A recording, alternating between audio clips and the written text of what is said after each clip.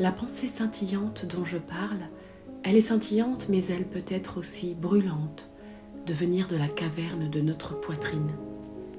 Je pense que la pensée, c'est l'ouverture de quelque chose en nous, voire le sentiment d'être tout d'un coup fracturé. Et c'est ce qu'on appelle la beauté. C'est ce qu'on appelle la surprise d'être devant quelqu'un. La surprise d'être devant quelqu'un. Et c'est toujours quelque chose de simple, mais comme une flèche qui se plante dans votre cœur, dont la pointe acérée se plante dans votre cœur. La beauté suppose d'être percutée, mais elle peut aussi entrer dans une pièce comme un chat, sur des pattes de velours. Elle peut entrer dans un silence. La vraie parole ne fait pas de bruit. Elle n'a peut-être plus de mots à elle.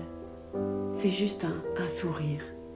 C'est juste un visage qui s'avance et qui est avenant, qui est comme une annonce de quelque chose. Elle a plusieurs façons de venir vers nous, la beauté.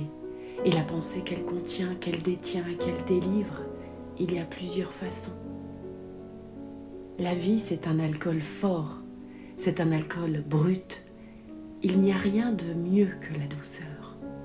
Il n'y a rien de mieux que la vibration, que le bruit d'une goutte d'eau sur une large feuille de nénuphar.